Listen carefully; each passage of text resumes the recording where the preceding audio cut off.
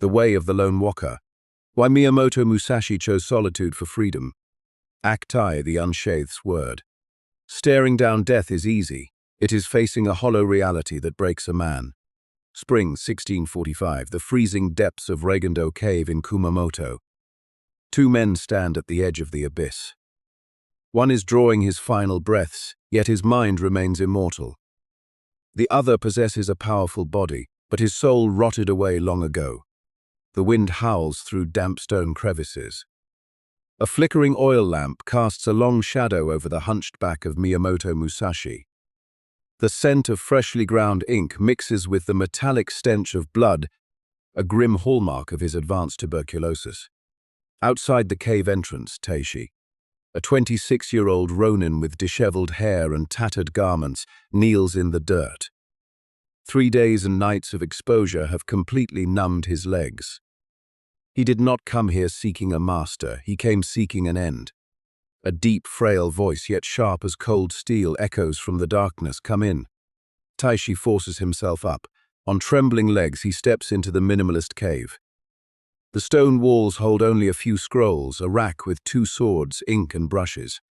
In the center, sitting cross-legged on a straw tatami mat, is Musashi. His hair is snow-white, his face deeply carved by time, but his eyes have not aged. They pierce through the darkness like twin daggers, straight into the young man's chest. Musashi does not look up. His hand moves rhythmically, grinding the ink. You came here begging me to kill you. It is not a question. Taeshi presses his forehead against the icy stone floor. Yes, master, my lord fell in battle. My clan has been wiped out. For 3 years, my comrades either committed seppuku or kneeled before new masters for a paycheck. I could do neither. I have become a sword without a scabbard, a warrior without a war. Dying at the hands of the undefeated sword saint is the final honor I can grant myself. Musashi stops grinding. He erupts into a violent hacking cough that tears through his chest. Fresh blood spills over, staining the white cloth in his hand. Calmly, he wipes his lips, looks up, and casts a freezing glare at the katana on Taeshi's hip. The world has no shortage of corpses. I do not waste my blade on a man who is already dead inside. Taeshi clenches his fists and raises his head. I am not running. I want an honorable death. Crack! A wooden sword flies from the corner of the cave, striking Taeshi squarely in the chest and knocking him flat on his back. Despite his failing body, Musashi's movement was so blindingly fast the naked eye could barely track it. Honor? Musashi scoffs, a wet, rattling laugh in his throat. You are mistaken. You are just a coward searching for a glamorous hole to bury your own uselessness. You claim you lost your purpose. Wrong. You never had a purpose, you only had orders. Someone else pointed a finger, and you swung your blade. You are a tool, not a warrior. Musashi picks up a brush and dips it deep into the black ink. With a rugged hand that defies his illness, he strikes the first line onto the dokkodo scroll. Accept everything just the way it is. He translates the words in a raspy, gravelly voice. This is the first rule, and the most brutal. You are waging a war against reality, Taeshi. Your lord is dead, your clan is gone. That is reality. You suffer only because you wish reality had unfolded differently. You want a new collar, a new master to lead you. Freedom is staring you in the face, yet you are terrified of it. Musashi rests the wooden sword on his lap, pointing out toward the mouth of the cave where darkness devours the distant mountains. I no longer have the strength to duel you. I have a few days, maybe a week, to finish this scroll before I turn to ash. If you want to die, there is a cliff out there. Go jump. But if you want to live, to truly live as a lone warrior, dictating your own fate without a single chain to hold you down, then stay. Taeshi clutches his aching chest, looking from the wet ink on the scroll to the deep, bottomless eyes of the sword saint. What must I do? Reality will break you, so I do not have to, Musashi says coldly. Tomorrow, walk out of this cave. Leave your money, leave your food, leave every memory of your past glory behind. You take only your swords and the clothes on your back. Survive out there for 7 days. No complaining, no resisting, no wishing things were better. Accept hunger the way you accept your breath. 7 days from now, if you are still alive to return, I will teach you the second rule. Taeshi does not sleep that night. Sitting in the corner of the cave, he watches Musashi cough up blood, yet calmly write line after line under the dim oil lamp. If a dying old man can accept the destruction of his flesh to forge a legacy, why should he, a healthy young man, surrender to life? At dawn, Musashi tosses him a small wooden token engraved with his personal seal. Take it. When you return, give it to my lead disciple, Terao Maganojo. It is proof that you chose to walk forward instead of vanishing into death. Taeshi takes the token, bows deeply to the old sword saint, and walks out into the morning mist. He steps into a world where, from this moment on, he will stop resisting. Act a trial of fire and tempest. Part A. The Lone Man versus Reality. The moment Taeshi steps out of Reigandō Cave, his safe world and former identity vanish. No money, no food. The only things accompanying him are the blades at his hip and a mind screaming with resistance. By the second day, hunger tears violently at his stomach. The freezing night dew clings to his thin robe. His mind screams for fairness, demanding the hot meals a prestigious warrior once enjoyed. Then, reality delivers its first strike at a desolate crossroads leading into a village. 7 ragged but fierce bandits, armed with spears and rusted blades, surround him. The scarred leader steps forward, eyeing the pristine handle of Taeshi's katana. Leave the sword and crawl away, or rot right here. If this were the Taeshi of 3 years ago, his pride would boil over. He would draw his steel and hack through them to defend his honor, even if it cost him his life from sheer exhaustion. But the moment his thumb touches the sword guard, Musashi's words hit him like a bucket of ice water. Accept everything just the way it is. These bandits exist, his hunger is real, and the overwhelming numbers are real. His anger is merely a rejection of reality. Taeshi slowly moves his hand away from his hilt. He looks the leader dead in the eye. No fear, no provocation, just a chilling, absolute emptiness. He speaks calmly. I do not carry a single coin. You want this sword, and I accept the reality that you outnumber me. But I am a samurai trained to kill. If you step forward, I guarantee at least 3 corpses will hit the dirt before your hands touch this scabbard. A life for a blade, is it worth it? The leader freezes. He has seen men beg, and he has seen men fight with reckless fury, but he has never seen anyone accept death with such icy, sober clarity. It isn't the submission of a weakling. It is the terrifying weight of a man who has agreed to the worst possible outcome. Taeshi's silence shifts the psychological gravity. The bandit hesitates, lowers his spear, and spits on the ground. Damn it, a penniless lunatic. Get out of my sight. Taeshi walks calmly right through the center of the gang. He passed the first test not by cutting a throat, but by cutting away his resisting ego. On the night of the 4th day, the second trial arrives in a far gentler form. The temptation of physical pleasure. Rain pours down in sheets, and an exhausted Taeshi collapses on the porch of a wealthy rice merchant. Seeing a capable ronin, the merchant offers him a feast and a warm bed in exchange for guarding his granary for the night. Inside the main house, the aroma of grilled meat fills the air and warm sake flows freely. The merchant's youngest daughter, her eyes filled with intent, pours his drinks and sits close, her subtle touches dripping with insinuation. The hunger and deep isolation of a wanderer claw at Taeshi, urging him to surrender to the comfort. The second rule, do not seek pleasure for its own sake. Taeshi quietly pushes the sake cup away. He eats only 2 bowls of white rice and a few pieces of dried fish to restore his strength. He does not touch a drop of alcohol, nor does he meet the girl's gaze. When the meal ends, he stands up, clutches his sword, and walks right out into the freezing rain to take his post on the porch. He does not hate joy, but he understands clearly. The moment a warrior begins to crave physical comfort, he becomes its slave. When the luxury vanishes, misery and weakness instantly return. On the 6th day, the hardest trial appears. the temptation of belonging. On his way back up the mountain, Taeshi crosses paths with Saito, a former comrade who once served the exact same lord. Unlike Taeshi's weathered look, Saito is well fed, dressed in polished silk armor, carrying a silver-adorned sword. Saito is leading a squad, recruiting men for a rising, powerful warlord. Taeshi, good gods, look at you, Saito gasps, a mix of shock and pity. Come with me. My lord is gathering veterans. You have talent. You will get your stipend back, your title back, a clan to protect you. You won't have to live like a beggar anymore. A part of Taeshi's mind screams, say yes, end this humiliation, you need a home, you need a clan. It is the temporary emotion, the third rule.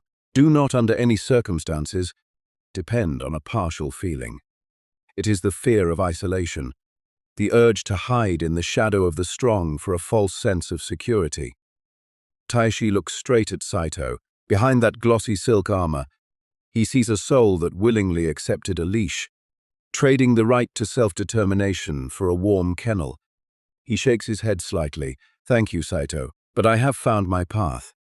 Saito's expression turns bitter, his tone dripping with scorn. You are insane, Taeshi. Walking alone brings nothing but an anonymous death in some filthy gutter. Perhaps, Taeshi replies evenly. But if I die, it will be a death of my own choosing, not one decided by another man.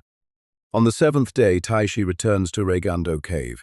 His body is gaunt, his clothes caked in mud, but the panic in his eyes is gone, replaced by a terrifying stillness. He places the wooden token on the stone table before Musashi. The old sword saint opens his eyes, his breath shallow and broken. What did you see out there? Taeshi bows. I saw that reality has no obligation to be kind to me. Accepting it saves me the energy of resentment.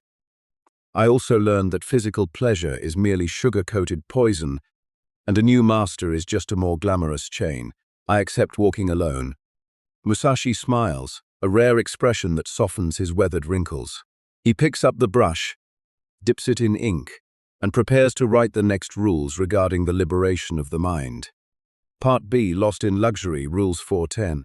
The line between a lone warrior and a lonely eccentric lies in how they treat the world when they have nothing left. Taeshi continues his journey south, toward the lands of the former Tanaka clan. The territory has changed hands now. Flags bearing a new crest fly proudly in the wind. He walks through the crowded markets of the capital, his robes faded, his raw katana tucked into his sash. He moves like a ghost of the past, out of place amidst the prosperity of the present. The trials of ego and service, Rules 4-6. At a river dock on the edge of the city, a cargo boat suffers an accident. Dozens of heavy rice sacks collapse, pinning an old laborer's legs. Bystanders watch, sympathetic but too afraid to step in, terrified of the guards inspecting the cargo. Taeshi does not hesitate for a second. He steps forward, using his bloodied shoulder to hoist the wooden beam, pulling the old man free. He stays, silently hauling cargo for hours alongside the laborers until the boat is cleared. When the overseer tosses him a few measly coins accompanied by a derogatory look, Taeshi refuses the money. The old laborer runs up, pressing his hands together in prayer, praising him as a noble savior. Taeshi's mind stirs. His ego wants to feel proud, wants the validation to feel valuable. But the fourth rule echoes back. Think lightly of yourself and deeply of the world. He helped because it needed to be done, not to collect a reputation. He turns and walks away without a word of explanation, harboring no regret for the energy spent. The sixth rule, do not regret what you have done. Once the action is over, let it go. The past ends the exact moment it occurs. The trial of love and separation, Rules 7, 8, 10. At dusk, outside a luxurious tea house, an ornate carriage stops. Stepping down is Akane, the woman he had sworn to marry 3 years ago. Now she wears a lavish silk kimono, her face radiant and content, one hand gently cradling a belly that noticeably curves beneath the fabric. She is pregnant. Walking beside her is a high-ranking warrior of the new clan. They are happy, complete. A lethal blade drives straight through Taeshi's heart. The pain of separation, the eighth rule, and the fire of jealousy, the seventh rule, burn through his chest. Why isn't he the one standing next to her? Why is the world so cruel? He wants to rush forward, to cling to the past, or at least let her see his misery to spark her pity. But his feet remain frozen. The 10th rule, do not let yourself be guided by the feeling of desire or love. Love is a beautiful illusion, but attachment to it is a shackle. Akane chose safety, that is her reality. He chose freedom, that is his. Separation is the law of the river. Trying to hold water in your palm only breeds despair. Taeshi smiles gently, offering a genuine silent blessing from afar. By the time Akane casually turns her head, he has already blended into the crowd. No sorrow. No resentment. The howl of the chained, Rule 9. Late at night, in a poor tavern on the outskirts, 3 former samurai of the Tanaka clan recognize Taeshi. They are now mercenaries for the new regime, their faces flushed with alcohol, their clothes reeking of dirty money. Seeing a gaunt Taeshi eating a bowl of thin porridge, one slams the table and roars with laughter. Look who it is. Is this the unyielding Taeshi from back then? You chose freedom just to become a beggar. We swallowed our pride to serve the new master, and now we eat well and drink well. And you, go ahead and chew on your hollow honor to get through the day. The insults fly straight at his face. The laborer next to him cowers, fearing a bloodbath. But Taeshi calmly sips his last spoonful of porridge. He looks at his 3 former comrades with penetrating clarity. Harboring no resentment or complaint, the 9th rule. Do not let yourself be guided by resentments or complaints. He understands that their vicious words are actually the screams of their own insecurity. They must curse his freedom to convince themselves that their decision to kneel was right. Taeshi stands up, places a few coins on the table, and looks directly at the 3 warriors who are panting with unprovoked rage. You chose safety, I chose solitude. Both paths have a price. I do not resent you for staying. I hope you do not resent me for leaving. Take care. He steps out of the tavern, leaving the 3 samurai frozen in an uncomfortable, heavy silence. That night, under a star-filled sky, Taeshi feels his mind become weightless. The ego has shattered, desire has cooled, and resentment has evaporated. He is ready for the ultimate trial in the high mountains. Part B. Hitting rock bottom in the deep mountains, Rules 11-14. To make a blade sharp, it must endure scorching fire and freezing water. For a warrior to be truly free, he must be stripped of every external anchor. Taeshi returns to Reigandō Cave exactly 1 night before entering his ultimate crucible. 30 days of absolute solitude on the summit of Mount Iwato. This time there are no orders from Musashi, only a silent act of letting go. Taeshi unties his family heirloom amulet, the final keepsake from his late mother, and sets it down by the stream. He gathers all his spare clothing, leather scraps, and even the tattered sword wrap embroidered with the Tanaka clan's gold thread, and sets them on fire. The 14th rule, do not possess items you no longer need.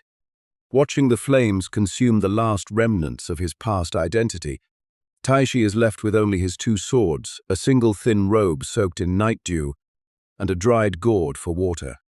He turns his back on the world and walks straight into the deep wilderness. The first 10 days, the war against taste and shelter, Rules 11, 12, 13. The high mountains in the dead of winter offer no mercy. Hunger quickly turns into blades carving up his stomach. Taeshi's mind begins to revolt. It craves a bowl of hot miso soup, the aroma of grilled fish over glowing charcoal. But reality only feeds him bitter roots, rough wild grass that scrapes his tongue, and sour wild berries. Once he manages to catch a small streamfish. He roasts it hastily over damp firewood and devours it. The sweetness of the meat makes his tongue go numb. Instinct roars to life, urging him to wade through the stream tomorrow to catch more, to hoard. But Taeshi stops himself. He understands instantly the 13th rule, do not pursue the taste of food. And the 11th rule, in all things have no preferences. Eating is to sustain the life of the blade, not to satisfy the tongue. Today there is fish, so he eats fish. Tomorrow there is only tree bark, so he will swallow tree bark. No complaining, no craving, no wishing for a repeat. On the 12th day, a late blizzard hits the mountain. The wind shrieks through the ridges like the howling of hungry ghosts. Taeshi finds a small rock crevice, just wide enough to curl his body away from the wind. After 2 days, when his mind begins to feel safe in this hiding spot, he immediately stands up, grips his sword and forces himself to walk out into the thick snow. The 12th rule: do not seek a permanent home. He forces himself to sleep on jagged rocks, exposed under rotting trees or on the ledge of a precipice. When mud and the silk floors of a grand hall become identical to a warrior, there is no place left in this world that can imprison him. The final 10 days, the severe illness and the collapse of the ultimate illusion. On the 21st day, reality deals a crushing blow. The damp clothes and deep cold seep into his marrow, and Taeshi falls violently ill. A raging fever hits like a fire, burning his very cells. He collapses inside a dark cave, chest tight, throat burning, continuously vomiting bile. In the delirium of approaching death, the most primal fear awakens, the fear of being forgotten. His mind cries out in despair, "Am I going to die here all alone?" No one knows, no one cares, dying like a stray dog in a nameless corner of the mountains. This is the final fortress of the ego, the desperate craving for the universe to notice, the demand that one's death must hold some grand cosmic meaning. Taeshi lies there, shivering in a puddle of cold sweat, staring blankly at the grey stone roof. Between the line of life and death, an ultimate enlightenment strikes. The universe does not care.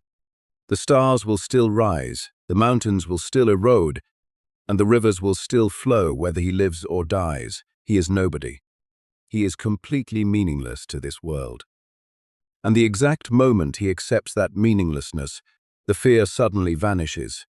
A wild absolute freedom consumes Taeshi's soul. If he does not matter to the universe, then he no longer needs to force himself to play any role. Pain is just a sequence of nerve signals flashing across the flesh. Death is just an exhalation that does not return. He stops fighting the fever. He agrees to death if it comes right now. He becomes one with the cold, one with the darkness, one with the damp stone cave. On the 24th day, the fever breaks on its own. Taeshi opens his eyes. The morning sun streams directly into the cave, glinting off the morning dew. He is skin and bones, his lips cracked and bleeding, but his gaze has completely transformed. It is no longer the eyes of a ronin looking for death, but the eyes of an entity that has walked through the underworld and returned. He stands up, walking firmly with bare feet across sharp rocks. He has no preferences, no attachment to shelter, no craving for comfort. He is absolutely free. When he descends the mountain, Terao Maganojo is already waiting at the edge of the forest, holding a wooden practice sword. Seeing Taeshi's transformation, Maganojo says nothing. He simply bows in silence, then leads him back to Reigandō Cave to face the Sword Saint one last time. ACT 3, The Immortal Legacy. Part A, The Broken Sword and Legacy, Rules 1521. The scent of blood inside Reigandō Cave has grown thick. The darkness of a fateful night descends, leaving only a tiny flickering flame from the oil lamp, mirroring the dying breath of a legend. Taeshi steps into the cave. He stands there, immovable as a boulder, his clothes soaked in mountain mist, but his spirit locked in absolute tranquility. Beside the tatami mat, Terao Maganojo kneels, his eyes bloodshot, his hand gently resting on his master's frail shoulder. Musashi lies on his side, his breathing ragged, rattling with every breath. Hearing the sound of Taeshi's bare feet, the Sword Saint slowly opens his eyes. A final razor-sharp spark flashes within the ancient eyes. He speaks in a faint rasp, like dry leaves scraping against stone. "You have returned." Taeshi kneels, no dramatic bows, no tears, no sorrow. He looks directly at the blood-stained cloths nearby. "I have returned, Master. Mount Iwato broke my ego. Now I have nothing left to lose and nothing left to fear." Musashi nods weakly. Gathering his final ounces of strength, he forces himself to sit up with Magonajo's help. He points toward the open parchment scroll on the stone table, where the final 7 rules have just been inked. Good. These final 7 rules, the world outside has no tests for you. You must use the rest of your life to realize them yourself. Musashi coughs deeply, blood trickling from the corner of his mouth, but he ignores it. He looks at Magonajo, then at Taeshi, his voice carrying an uncanny iron authority. The 7 principles of the foundation of the way of solitude. The 15th rule: do not follow the beliefs of the crowd. The world dictates that a samurai must be this way, that honor must be that way. It is all the shackle of public opinion. Test every truth using your own blade and your own mind. The 16th rule: do not hold on to weapons beyond what is useful. Only the weak require heavy armor and expensive swords to mask their fear. Throughout my life, I used only 2 iron swords and even a wooden blade to win 61 duels. The best weapon is a cold mind. Musashi's breathing shortens. He grips the edge of the stone table tightly, emphasizing the core truth. And the 17th rule: do not fear death. This is the key that unlocks all 21 rules. Do you know why you suffered, Taeshi? Because you fear lack, so you hoard possessions. You fear loneliness, so you cling to titles and clans. You fear being forgotten, so you crave what they call glory. The root of every fear in this world is the fear of death. Musashi collapses forward. Taeshi rushes to catch his freezing shoulders. The sword saint presses close to his ear, whispering with his final breath. I won 61 battles, not because I was stronger than them, but because before I stepped into the fight, I had already accepted that I was a corpse. I entered death before the enemy could even draw their steel. When you no longer fear losing your life, there is absolutely nothing left in this world that can threaten or buy you. The 18th rule: do not seek to possess goods for your old age. Do not calculate for an uncertain future. The 19th rule: respect Buddha and the gods without counting on their help. Walk your own path. The gods are not checking to guide your steps. The 20th rule: you may abandon your body, but you must preserve your honor. And finally, the 21st rule: never stray from the way. The cave suddenly plunges into a profound stillness. Musashi's hands go limp. The Dokkōdō scroll is officially complete. Sword Saint Miyamoto Musashi closes his eyes, drawing his final breath peacefully, stepping into eternity exactly the way he lived. Magonajo bows his head in silence, tears streaming onto the stone floor. He quietly rolls up the parchment, clutching it reverently to his chest. This is the historic legacy Magonajo is responsible for protecting and passing down to future generations. Taeshi stands up, looking at the corpse of the greatest man in Japan, now reduced to a cold frame of skin and bone. His ego died on Mount Iwato, and tonight his fear of death was buried along with Musashi. He turns to Magonajo, nods respectfully to his fellow disciple, and walks out of Reigandō Cave. Dawn breaks. The original manuscript rests in Magonajo's hands, but the spirit of the dokkodo has been carved into the very muscle and bone of the lone ronin. He walks forward, never looking back. Part B, The Torch of Solitude, the Eternal Loop. 10 years pass in the blink of an eye. Taeshi has reached the age of 36. His hair is streaked with grey, his weathered face deeply lined by the hardships of a wandering life. He travels across Japan, from the snow-covered peaks of the north to the impoverished fishing villages of the south. He has no home, no clan, and hoards not a single coin. He repairs bridges for villagers, saves people from floods, cuts down brutal bandit gangs, and quietly slips away before anyone can ask his name. He walks alone, but he is never lonely. He carries Reigandō Cave and the shadow of the undefeated sword saint in his every breath. One late evening, in a village devastated by war, Taeshi sits by a small fire under the porch of a ruined shrine. Out of the darkness of a bamboo grove, a figure stumbles forward. It is a young ronin, barely 20 years old. His clothes are torn, the sword at his hip is rusted, and his hollow, sunken eyes drip with utter despair. The young ronin collapses at Taeshi's feet, his voice raspy. "Please end my life. I am a masterless man. My clan is gone. I do not want to live like a stray dog anymore. Grant me a samurai's death." Taeshi looks at the youth. A faint tremor stirs his chest. He is looking directly at himself from 10 years ago, a coward running away from reality under the guise of looking for an honorable death. Taeshi does not draw his steel. He picks up a dry stick, calmly clears away the ash, and traces a single word into the dirt as sipped. "I do not waste my time killing a walking corpse," Taeshi says coldly, echoing Musashi's words from a decade past. "You claim you want to die because you lost your purpose? Wrong. You never had a purpose. You are just missing your old collar." The young ronin looks up, his eyes trembling. "Then what must I do to become strong like you?" Taeshi stands up, driving his katana into the ground. A blood-red sunset wraps around his commanding silhouette. "I cannot teach you with words. Tomorrow, leave all your money and food behind. Take only your sword and the clothes on your back. Walk out there and let reality break your ego for 7 days. No complaining, no resisting. The first rule of the way of the lone walker: accept everything just the way it is." The young ronin stares at the word written in the dirt, looks at the raw sword, and bites his lip, bowing his head. "I will do it." The eternal loop of the way of the lone walker begins anew. The torch of absolute freedom did not burn out when Musashi laid down. It merely passed from one hand to another, lighting up the souls of those who dare to stand alone. More than 380 years have passed since the night Miyamoto Musashi passed away in Reigandō Cave. The original manuscript of the Dokkōdō now rests peacefully inside a museum. The ancient stone cave is now just a quiet tourist spot. Yet the world has never changed.